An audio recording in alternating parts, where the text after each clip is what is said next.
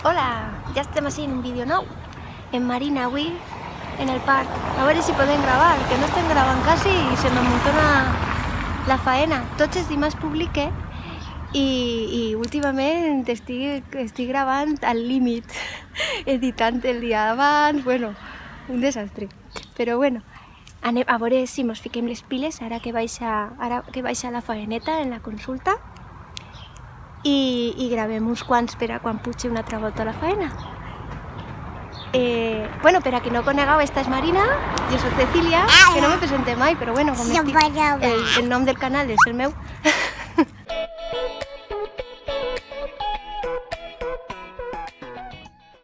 Avui volia portar-vos un tema sobre feminisme i era un tema curiós, no? Allà pels anys 80 va haver un moviment cultural molt fort, la movida madrilenya, i no només va ser en Madrid on va sorgir aquest moviment, sinó en moltes més ciutats de molts països d'Europa va aparèixer un moviment de revolució, de llibertat.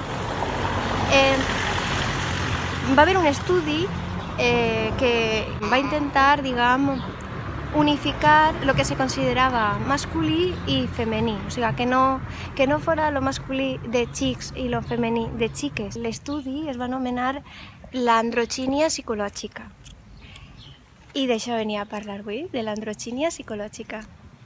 La conclusió de l'estudi és que les persones més exitoses, més feliços, que viuen millor, són persones que tenen conductes i gustos, rasgos considerats masculins i considerats femenins, o sigui que tenen una personalitat o una forma, uns hàbits andrògins, o sigui, masculins i femenins. L'androgínia és això, tindre característiques masculines i femenines. Fotos. Marina vol veure fotos?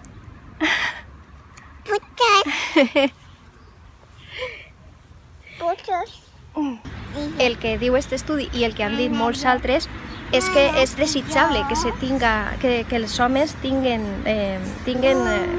rasgos femenins, no només físics, que també, sinó també rasgos psicològics considerats tradicionalment femenins, perquè realment després tot se diluïx, no?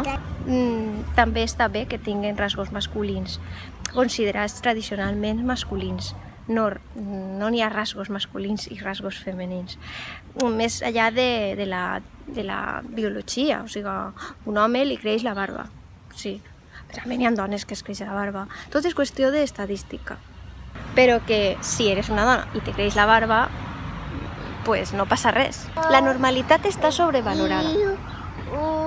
Intentem no destacar per a no cridar l'atenció, però realment això alimenta les persones que no volen aprendre, que no volen obrir la ment. I això no es fa ningú bé. Tot el món hauríem de fer aquest exercici d'obertura de ment, de que cada persona és diferent i que tots que no tenim per què fer tots el mateix. Per tant, no n'hi ha persones normals, en realitat. Són persones inhibides. Moltes gràcies per veure i fins així el vídeo d'avui. Adeu!